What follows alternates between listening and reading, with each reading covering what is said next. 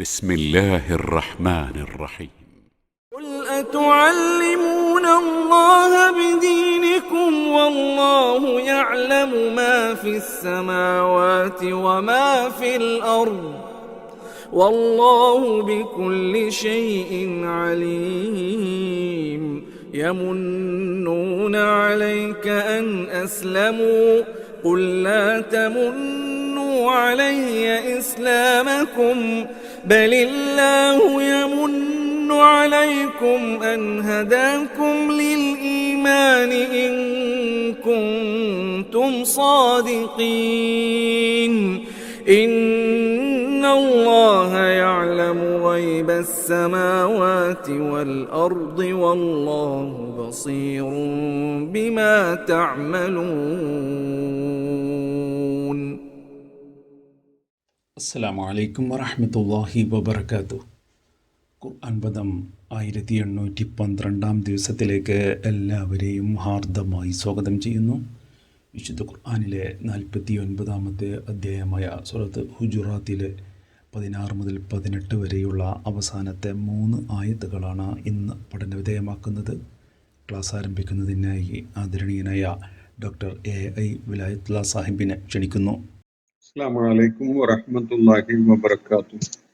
أعوذ بالله من الشيطان الرجيم. بسم الله الرحمن الرحيم. قل أتعلمون الله بدينكم والله يعلم ما في السماوات وما في الأرض والله بكل شيء عليم. يمنون عليك أن أسلموا قل لا تمنوا علي إسلامكم بل الله يمن عليكم أن هداكم للإيمان إن كنتم صادقين. إن الله يعلم غيب السماوات والأرض والله بصير بما تعملون. صدق الله العلي العظيم.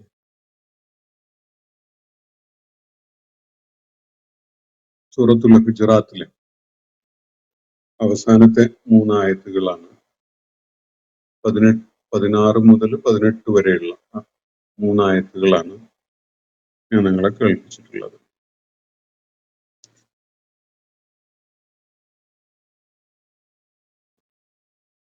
അറാബികൾ നടത്തിയ ബദവി അറബികൾ, ഗ്രാമീണ അല്ലെ മരുഭൂവാസികളായ അറബികൾ നടത്തിയ ചില അവകാശവാദങ്ങളെ പരാമർശിച്ചുകൊണ്ടുള്ള കാര്യങ്ങളാണ് കഴിഞ്ഞ ദിവസം നമ്മൾ പഠന വിധേയമാക്കിയ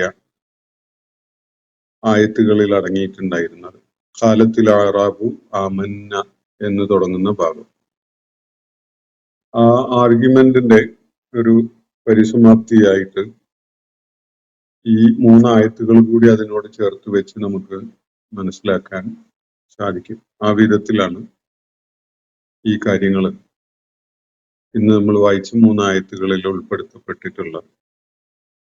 പശ്ചാത്തലം നമ്മൾ മനസ്സിലാക്കിയിട്ടുള്ളതാണ്. ഈ നബി സല്ലല്ലാഹു അലൈഹി വസല്ലമയുടെ സൈനിക നീക്കങ്ങളിലോ അല്ലെങ്കിൽ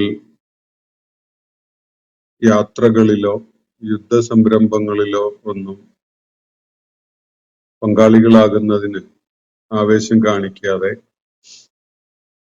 തങ്ങൾ വിശ്വാസികളാണ് എന്ന് നബി സല്ലല്ലാഹു അലൈഹി വസല്ലമയുടെ അടുക്കൽ വന്ന് പ്രഖ്യാപിക്കുകയും മുസ്ലിം സമൂഹത്തിന്റെ ഭാഗമാണ് എന്ന് വരുന്നത് കൊണ്ട് ലഭിക്കുന്ന പല ഗുണങ്ങളും സാമ്പത്തിക നേട്ടവും അതുപോലെയുള്ള സംഗതികളൊക്കെ ആഗ്രഹിച്ചുകൊണ്ട്,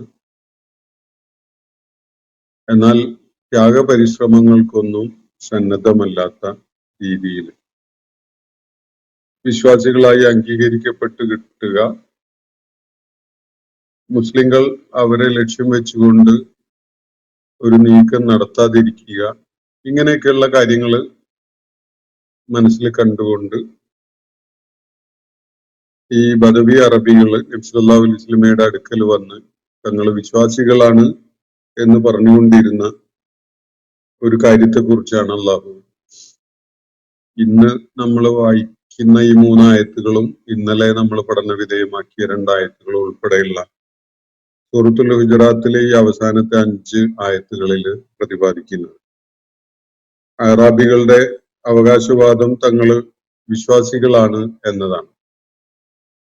അള്ളാഹു അതിനോട് പ്രതികരിച്ചുകൊണ്ട് പറയാൻ വേണ്ടി പറഞ്ഞിട്ടുള്ളത് ലം തുഅ്മിനു, നിങ്ങൾ വിശ്വാസികളായിട്ടില്ല, വലാകിൻ ഖൂലു അസ്ലംന, ഞങ്ങൾ മുസ്ലിങ്ങളാണ് എന്ന് വേണമെങ്കിൽ പറഞ്ഞോളൂ, ഞങ്ങൾ കീഴ്പ്പെട്ടവരാണ്, വിധേയപ്പെട്ടവരാണ് എന്ന് വേണമെങ്കിൽ പറഞ്ഞോളൂ. വലമ്മ യദ്ഖുലുൽ ഈമാനു ഫീ ഖുലൂബിക്കും, നിങ്ങളുടെ ഹൃദയങ്ങളിൽ സത്യവിശ്വാസം വേണ്ട വിധത്തിൽ കടന്നിട്ടില്ല, പ്രവേശിച്ചിട്ടില്ല എന്നാണ് തുടർന്ന് അവരോട് പറയാൻ വേണ്ടി നബി സല്ലല്ലാഹു അലൈഹി വസല്ലമയോട് അള്ളാഹു ആവശ്യപ്പെട്ടത്.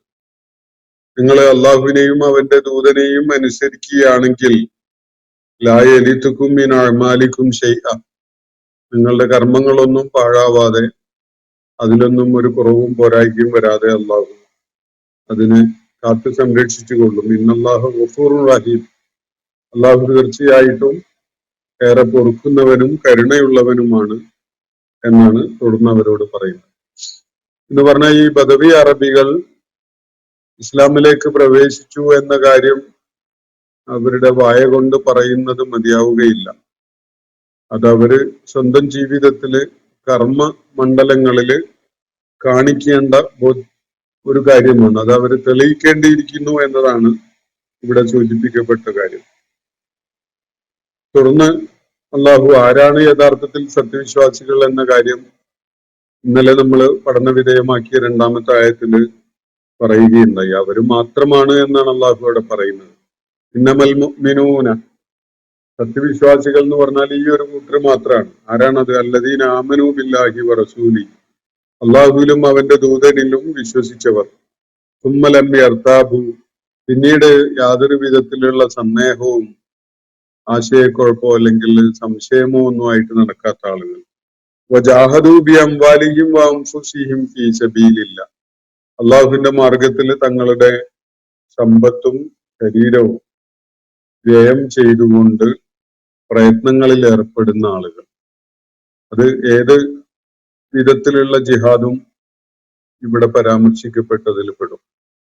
എല്ലാ പരിശ്രമങ്ങളും, ചിലപ്പോ ഇസ്ലാമിന്റെ കൊടിയ ശത്രുക്കളുമായുള്ള പോരാട്ടത്തിന് സന്ദർഭം ഒരുങ്ങുകയാണെങ്കിൽ അതും വേണ്ടിവരും. അതൊക്കെയും ഉൾപ്പെട്ട സമ്പത്തും അതുപോലെ സ്വന്തം ശരീരവും അള്ളാഹുവിന്റെ മാർഗത്തിലുള്ള പോരാട്ടത്തിന് നൽകാൻ സന്നദ്ധരായ ആളുകൾ, അവരാണ് യഥാർത്ഥത്തിൽ വിശ്വാസികൾ. അവര് മാത്രമാണ് വിശ്വാസികൾ എന്നാണ് അള്ളാഹു കൂടെ പറയുന്നത്. ഇന്നമ എന്ന് ചേർത്ത് പറഞ്ഞാൽ അവര് തീർച്ചയായിട്ടും ഇവർ മാത്രമാണ് എന്നാണ് അതിന്റെ അർത്ഥസൂചന ലഭിക്കുക അറബി ഭാഷയിൽ. ഉലൈക ഹുമുസ് സ്വാദിഖൂൻ, അവരാണ് സത്യവാന്മാർ. ഈ യോഗ്യതകളുള്ള, അള്ളാഹുവിലും അവന്റെ ദൂതനിലും വിശ്വസിക്കുകയും സന്ദേഹികളല്ലാതെ നിലകൊള്ളുകയും ധനം കൊണ്ടും ദേഹം കൊണ്ടും അള്ളാഹുവിന്റെ മാർഗത്തിൽ പ്രയത്നങ്ങളിൽ ഏർപ്പെടുകയും ചെയ്യുന്ന ആളുകൾ, അവര് മാത്രമാണ് സത്യവിശ്വാസികൾ എന്നാണ് അള്ളാഹു പറയുന്നത്. കേവലമായി ഒരു പ്രഖ്യാപനം നടത്തിക്കൊണ്ട് പോകുന്നവരൊന്നും സത്യവിശ്വാസികളായി ഗണിക്കപ്പെടുകയില്ല. അവര് കീഴ്പ്പെട്ടവരാണ്. ഇസ്ലാമിനോട് ദ്രോഹം ചെയ്യുന്ന വിധത്തിലുള്ള ശത്രുത കൊണ്ട് നടക്കുന്നവരല്ല, അല്ലെങ്കിൽ അവര് വേറെ ഒരു പ്രത്യയശാസ്ത്രത്തിന്റെ ആളുകളാണ് എന്നൊന്നും അവരെ കുറിച്ച് പറഞ്ഞുകൂടാ. പക്ഷെ വിശ്വാസം പ്രഖ്യാപിക്കുക മാത്രം ചെയ്തത് കൊണ്ട് വിശ്വാസികളാണ് എന്ന നിലക്കുള്ള ഫലം ലഭിക്കുകയില്ല എന്നത് തന്നെയാണ് അള്ളാഹു ഇവിടെ വ്യക്തമാക്കിയിട്ടുള്ളത്. സത്യവാന്മാരായി തങ്ങൾ സ്വീകരിച്ച വിശ്വാസത്തെ സത്യമായി ജീവിതത്തിൽ പുലർത്തിയ ആളുകളാവണമെങ്കിൽ,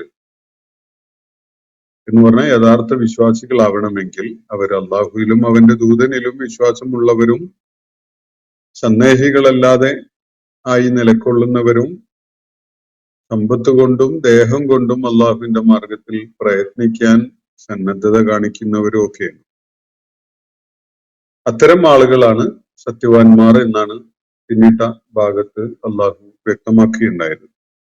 അതിന് തുടർന്ന് ഒരു റെറ്റോറിക്കൽ ക്വസ്റ്റ്യൻ എന്ന വിധത്തിൽ അള്ളാഹു ഈ നിഷേധികളോടായിട്ട്, ഈ ബദവി അറബികളോടായിട്ട് പറയുകയാണ്, അറാബികളോടായിട്ട് പറയുകയാണ്, അല്ലെങ്കിൽ ഒരു ചോദ്യം ഉന്നയിക്കാൻ വേണ്ടി ആവശ്യപ്പെടുകയാണ് അള്ളാഹുവിന്റെ പ്രവാചകനോട് തുടർന്നുള്ള ആയത്തിൽ.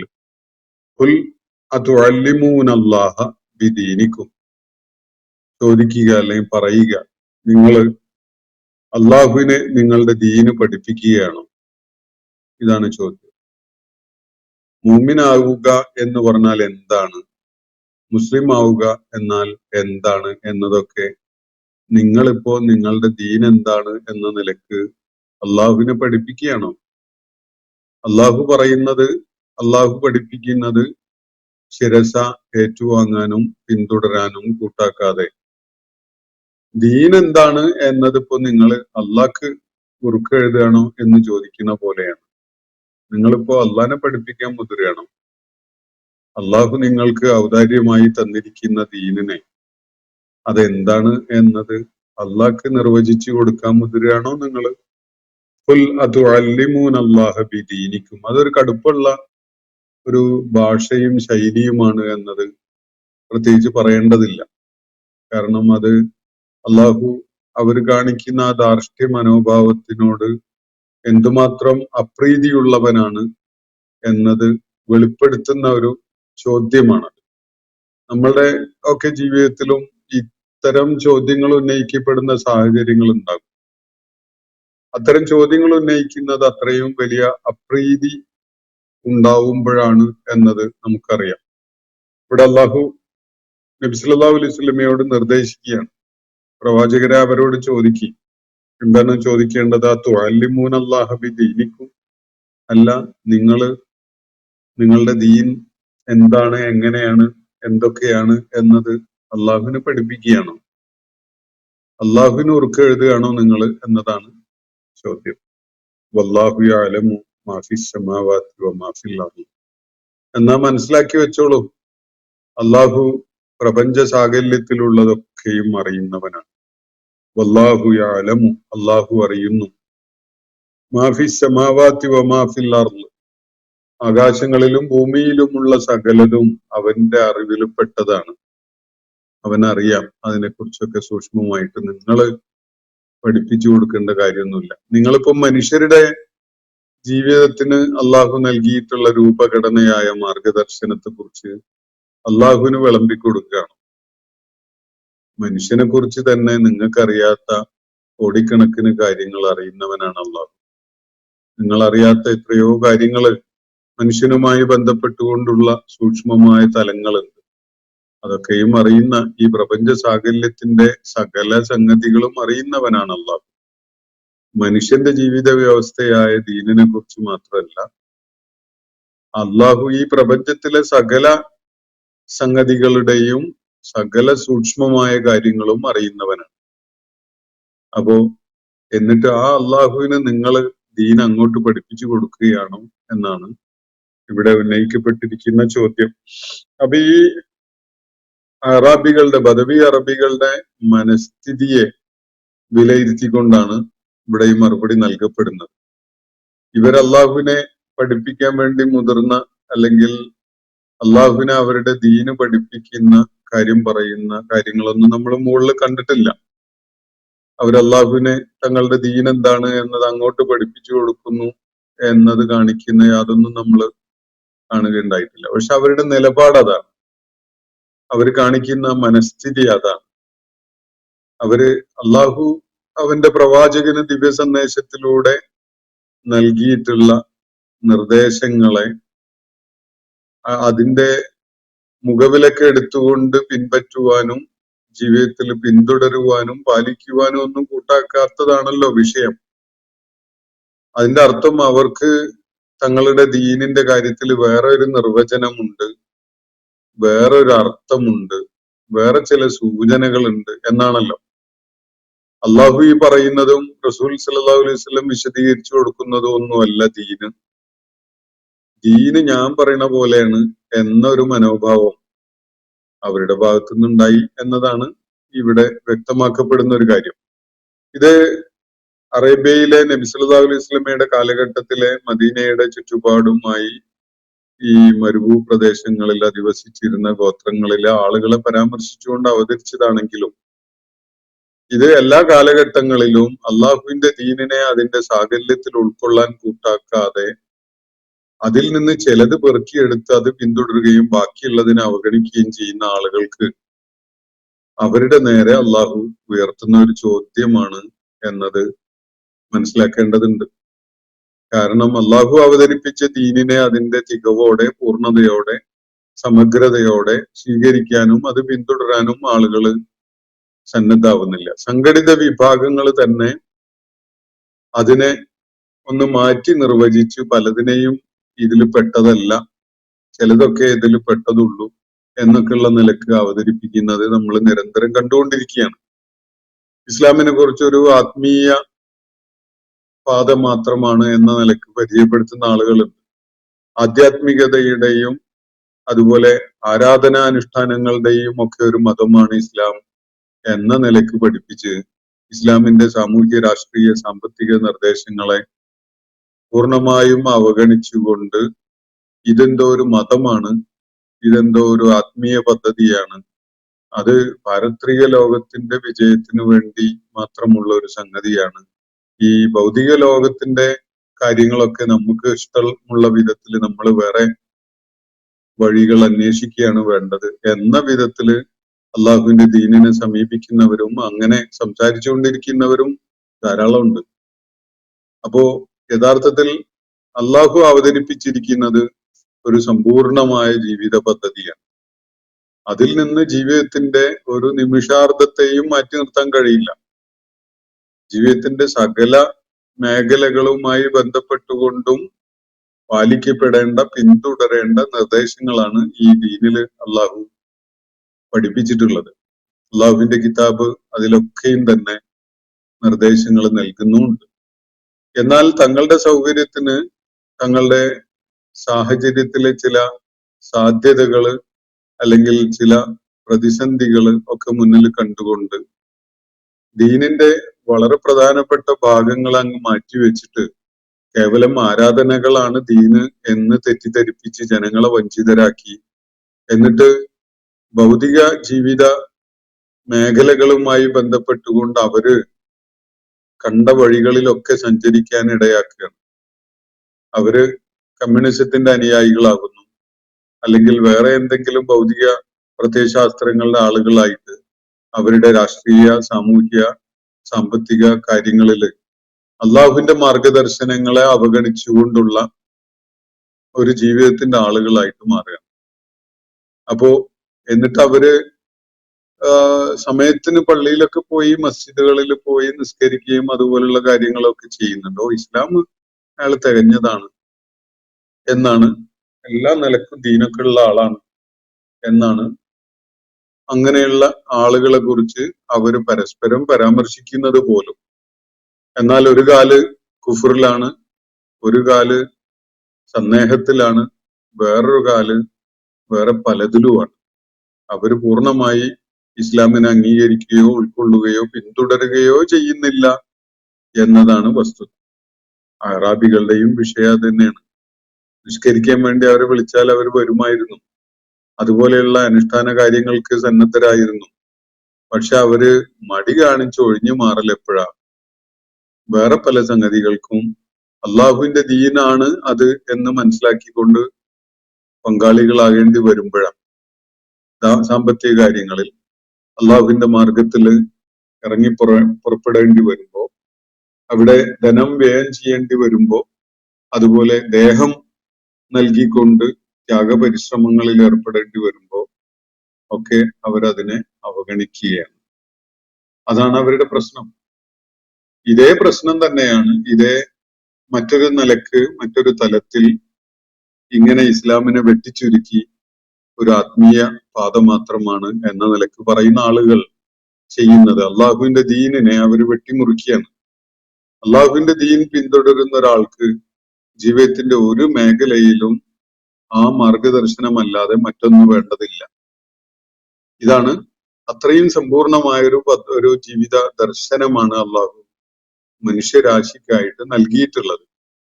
എന്നാൽ നമ്മൾ ഇന്ന് കാണുന്ന നമ്മുടെ നാട്ടിലും സമാനമായ സാഹചര്യങ്ങളുള്ള നാടുകളിലൊക്കെ ആളുകള് ആ സംഗതികളിലൊക്കെ ഒരുപാട് ഡൈല്യൂഷൻ വരുത്തി അവർക്ക് പറ്റിയ, അവർക്ക് എളുപ്പമുള്ള, അവർക്ക് പ്രതിസന്ധികൾ ഉണ്ടാവുകയില്ല എന്നുറപ്പുള്ള, അവരുടെ ഭൗതിക ജീവിത താല്പര്യങ്ങളെ യാതൊരു നിലക്കും ബാധിക്കുകയില്ല എന്ന് ഉറപ്പ് ഉള്ള വിധത്തിലുള്ള ഒരു ദീനിനെയാണ് അവർ സ്വീകരിക്കുന്നതും പിൻപറ്റുന്നതും.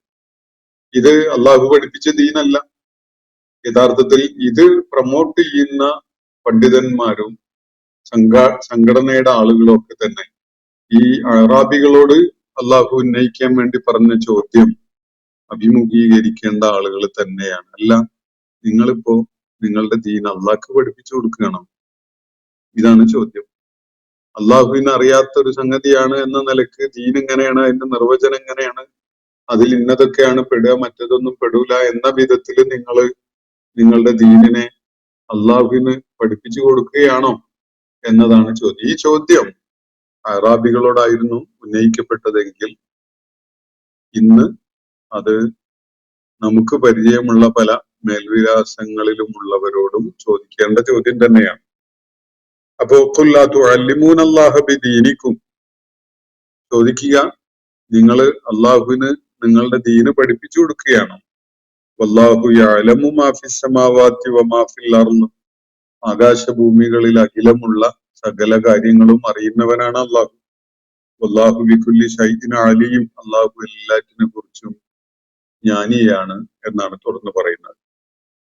യമുന്നൂന അലൈക അൻ അസ്ലമു, എന്നിട്ട് അള്ളാഹു ഈ ബദവി അറബികളെ പരാമർശിച്ചുകൊണ്ട് പറയുകയാണ്, യമുന്നൂന അലൈക, പ്രവാചകരെ താങ്കളോട് അവര് വലിയ ഉദാരത കാണിക്കുന്ന പോലെയാണല്ലോ സംസാരിക്കുന്നത്. ഇവിടെ സംസാരിക്കുന്ന ഭാഷകനും അഭിസംബോധിതരും ഒക്കെ മാറിക്കൊണ്ടിരിക്കുന്നത് നമ്മൾ ശ്രദ്ധിക്കാതെ പോകരുത്. ഭാഷാപരമായുള്ള ആ സ്വിച്ചിങ്, അള്ളാഹു തന്റെ ദൂതനോട് സംസാരിക്കുന്നു, ആ ദൂതൻ അറാബികളോട് സംസാരിക്കേണ്ട കാര്യം പറഞ്ഞു കൊടുക്കുന്നു. എന്നിട്ട് യാതൊരു സൂചനയും മുന്നറിയിപ്പും ഒന്നും ഇല്ലാതെ തന്നെ അള്ളാഹു വീണ്ടും നേരിട്ട് തന്റെ ദൂതന്, തന്റെ റസൂലിനോട് സംസാരിക്കുന്നു. ഇങ്ങനെ ഈ സംസാരത്തിന്റെ ശൈലി നിരന്തരമായി സ്വിച്ച് ചെയ്തുകൊണ്ടിരിക്കുന്ന ഒരു രീതി വിശുദ്ധ ഖുർആന്റെ മാത്രം ഒരു അത്യസാധാരണമായ ഒരു പ്രത്യേകതയാണ്. മനുഷ്യരചനകളിലൊന്നും ഇങ്ങനെ യാതൊരു സൂചനയും അടയാളപ്പെടുത്തലും ഇല്ലാതെ ഈ ഭാഷണം അങ്ങ് അതിന്റെ ഭാഷകൻ മാറുക, അഭിസംബോധിതൻ മാറുക എന്ന ഒരു രീതി കാണാൻ കഴിയില്ല. ഇവിടെ യമുന്നൂന അലൈക അൻ അസ്ലമു, അള്ളാഹു പറയുകയാണ്, യമുന്നൂന അലൈക അൻ അസ്ലമു, തങ്ങൾ മുസ്ലിങ്ങളായിരിക്കുന്നു എന്നത് വലിയ ഔദാര്യം എന്ന നിലക്ക് അവര് പറയുകയാണല്ലേ. നബിയോട് ചോദിക്കുകയാണ് അള്ളാഹു. യമുന്നൂന, അവര് വലിയ ഔദാര്യം കാണിച്ചു, അനുഗ്രഹം ചെയ്തു നിങ്ങൾക്കായിട്ട്. അള്ളാഹുവിന്റെ ദൂതനും അള്ളാഹുവിനും ഒക്കെ തന്നെ അവരുടെ ഭാഗത്തുനിന്ന് വലിയൊരു ഔദാര്യം എന്ന നിലക്ക് നൽകപ്പെട്ടിരിക്കുന്നു എന്ന വിധത്തിലാണ് അവരുടെ സംസാരമല്ലേ. അവരെ സംബന്ധിച്ചിടത്തോളം അവര് ഇസ്ലാമിന്റെ അനുയായികളായി മാറി എന്നത് അള്ളാഹിനോടും റസൂലിനോടും ഒക്കെ ചെയ്യുന്ന വലിയൊരു ഒരു ഔദാര്യമാണ് എന്നാണ് അവരുടെ മനോഗതം കണ്ടാൽ, അവരുടെ നിലപാട് മനസ്സിലായാൽ ബോധ്യപ്പെടുക. യമുന്നൂന അലൈക അൻ അസ്ലമു, അവർ ഇസ്ലാം ആയിരിക്കുന്നു എന്നത് അവര് ചെയ്ത വലിയ ഔദാര്യമാണ് എന്ന നിലക്കാണ് അവരുടെ നിലപാട്.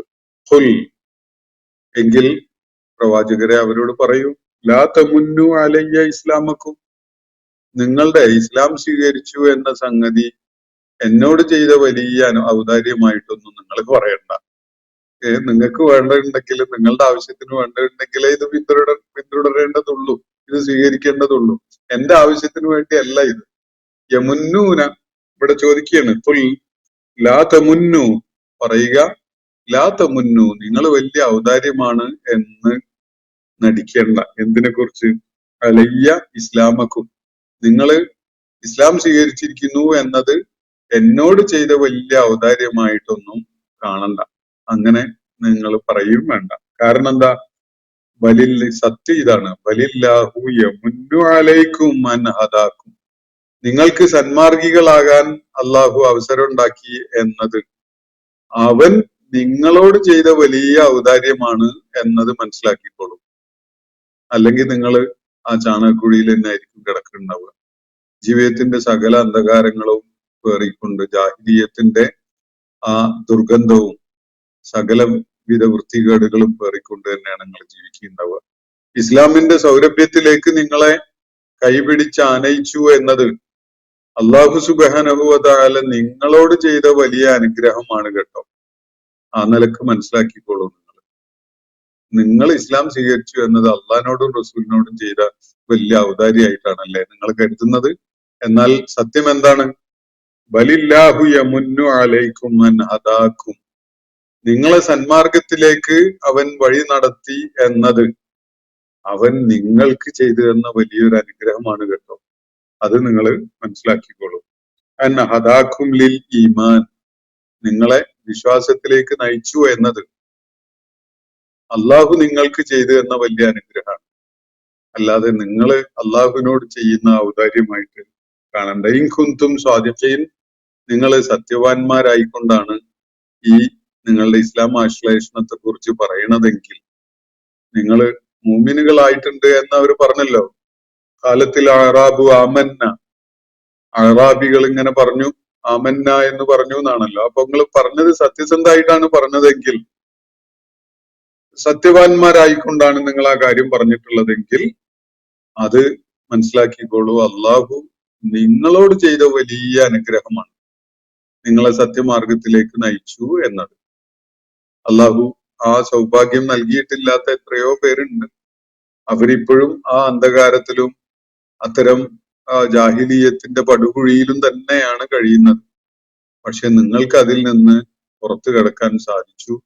നിങ്ങളെ സത്യത്തിന്റെ പ്രകാശത്തിലേക്ക് അവൻ നയിച്ചു എന്നത് നിങ്ങൾക്ക് അവൻ ചെയ്തു തന്ന വലിയ അനുഗ്രഹമാണ്. അത് നിങ്ങൾ അള്ളാഹുവിന് ചെയ്തു കൊടുക്കുന്ന, അവന്റെ ദൂതന് ചെയ്തു കൊടുക്കുന്ന ഒരു വലിയ ഔദാര്യമാണ് എന്ന് നിങ്ങൾ നടിക്കേണ്ട. ഈ ഭാഗ്യം കിട്ടിയത് അള്ളാഹു നിങ്ങൾക്ക് ആ ഭാഗ്യം തന്നത് കൊണ്ടാണ്. അല്ലാതെ നിങ്ങൾ വലിയ ഔദാര്യം ചെയ്യുകയാണ് ഇസ്ലാമായി എന്നുള്ള പ്രഖ്യാപനത്തിലൂടെ അള്ളാഹുവിനോട് എന്നൊരു മനസ്ഥിതി ഉണ്ടല്ലോ, അത് വേണ്ട. അത് വഴിയിൽ ഉപേക്ഷിച്ചേക്ക് എന്നാണ് അള്ളാഹു തന്റെ ദൂതനോട് ഇവിടെ അറാബികളെ കേൾപ്പിക്കാൻ വേണ്ടി പറയുന്നത്. അപ്പൊ ഇന്നല്ലാഹ യഅലമു ഗൈബ സമാവാതി വൽ അർദ്, ആകാശഭൂമികളിലെ സകല അദൃശ്യതയും അവൻ അറിയുന്നതാണ്. മറഞ്ഞു കിടക്കുന്ന സകല കാര്യങ്ങളും, ആകാശങ്ങൾക്കും ഭൂമിക്കും ഗൈബ് എന്ന വിധത്തിൽ ഒരുപാട് കാര്യങ്ങളുണ്ട്. നിങ്ങൾ കാണാത്ത കാര്യങ്ങൾ, നിങ്ങൾക്ക് അദൃശ്യം എന്ന് പറയാവുന്ന കാര്യങ്ങൾ, ഇതൊക്കെയും അറിയുന്നവനാണ് അള്ളാഹു. നിങ്ങളുടെ മനസ്സിന്റെ ഉള്ളിലുള്ള മനോഭാവം പോലും എന്താണ് എന്നത് അറിഞ്ഞുകൊണ്ടാണ് അള്ളാഹു ഇവിടെ നിങ്ങളോട് സംസാരിക്കുന്നത്. മനോഭാവം ഇപ്പം വാക്കുകളിൽ പ്രകടമായിട്ട് കൊള്ളണമെന്നില്ലല്ലോ, വാക്കുകളിൽ പ്രകടമാവണം എന്നില്ല, പക്ഷെ മനസ്സിലുണ്ടാവും. അത് അള്ളാഹുവിന് അറിയാം. അത് അടിസ്ഥാനപ്പെടുത്തിക്കൊണ്ട് തന്നെയാണ് അള്ളാഹു ഇവിടെ പറയുന്നത്. മാത്രല്ല, ഈ പ്രപഞ്ച സാകല്യത്തില് അവനെ സംബന്ധിച്ചിടത്തോളം മറഞ്ഞു കിടക്കുന്നതായിട്ട് യാതൊന്നുമില്ല. ഇന്നല്ലാഹ യഅലമു ഗൈബ സമാവാതി വൽ അർദ്, ആകാശഭൂമികളിലെ സകലതിന്റെയും മറഞ്ഞു കിടക്കുന്നത് എന്നൊന്നില്ല. അള്ളാഹുവിനെല്ലാം ദൃശ്യമാണ്, ഗോചരമാണ്. അവന് അവയെക്കുറിച്ച് സൂക്ഷ്മമായിട്ട് അറിയുകയും ചെയ്യാം. അല്ലാഹു ബസീറും ബിമാ തഅമലൂൻ, നിങ്ങൾ ചെയ്തുകൊണ്ടിരിക്കുന്ന നിങ്ങളുടെ കർമ്മങ്ങൾ അവൻ കണ്ടുകൊണ്ടേയിരിക്കുന്നുണ്ട്. അതൊന്നും അള്ളാഹുവിന് ഗോചരമല്ല എന്ന് നിങ്ങൾ കരുതണ്ട. അള്ളാഹുവിന് ദൃശ്യമല്ല. നിങ്ങൾ അള്ളാഹുവിനോട്, അവന്റെ ദൂതനോട് ഒക്കെ എടുക്കുന്ന നിലപാട്, അതിന്റെ സൂക്ഷ്മ തലങ്ങൾ, അതിന്റെ നിഗൂഢമായ വശങ്ങൾ, അതിലടങ്ങിയിരിക്കുന്ന രഹസ്യങ്ങൾ, ഇതൊന്നും അള്ളാഹു അറിയുന്നില്ല എന്ന ഒരു അബദ്ധ വിചാരം നിങ്ങൾക്ക് വേണ്ടതില്ല. അള്ളാഹുവിനെ സംബന്ധിച്ചിടത്തോളം പ്രപഞ്ച സാകല്യത്തിൽ യാതൊന്നും മറഞ്ഞു കിടക്കുന്നതല്ല, അവനെല്ലാം അറിയാം. ഗൈബ് എന്നത് മനുഷ്യന്റെ പ്രശ്നമാണ്. മനുഷ്യനെ സംബന്ധിച്ചിടത്തോളം അള്ളാഹു ഒരു മറയിട്ട് വെച്ചിട്ടുണ്ട്. പല കാര്യങ്ങളും കാണാൻ അവർക്ക് കഴിയില്ല, കേൾക്കാൻ കഴിയില്ല. അതിന് അള്ളാഹു നിശ്ചയിച്ച സമയം എത്തുന്നത് വരെ പലതിന്റെയും രഹസ്യങ്ങൾ അറിയാനും അവർക്ക് കഴിയില്ല. അള്ളാഹുവിൻ്റെതാണ് ജ്ഞാനം. അത് അവന്റെ പദ്ധതിയും സമയക്രമവും അനുസരിച്ച് മാത്രമേ വെളിപ്പെടുകയുള്ളൂ.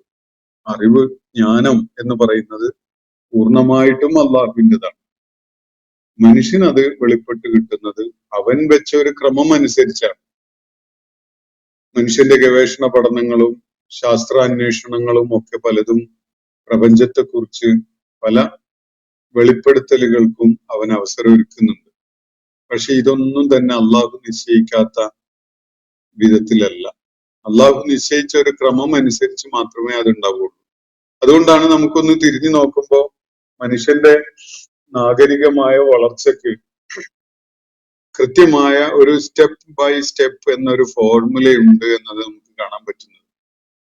കെട്ടിട നിർമ്മാണ രംഗത്താണെങ്കിൽ, വാഹനങ്ങളുടെ രൂപകൽപ്പനയിലാണെങ്കിൽ, അതുപോലെ പ്രപഞ്ചത്തെ, അതിന്റെ വിദൂര തലങ്ങളെ, അതിന്റെ അതിലടങ്ങിയിരിക്കുന്ന പ്രതിഭാസങ്ങളെ കുറിച്ചൊക്കെ മനുഷ്യൻ പഠിക്കുന്നത് അതൊക്കെയും ഒരു ക്രമം അനുസരിച്ച് സ്റ്റെപ്പ് ബൈ സ്റ്റെപ്പ് ആയിട്ട് മാത്രമേ സാധിക്കുകയുള്ളൂ.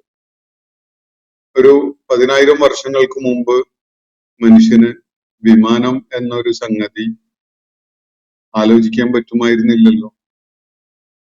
അതുപോലെ തന്നെ കപ്പൽ യാത്ര, കടൽ യാത്രക്കുള്ള സൗകര്യത്തെ കുറിച്ച് ആലോചിക്കാൻ കഴിയുന്ന ഒരു കാലമായിരുന്നില്ല പണ്ട്.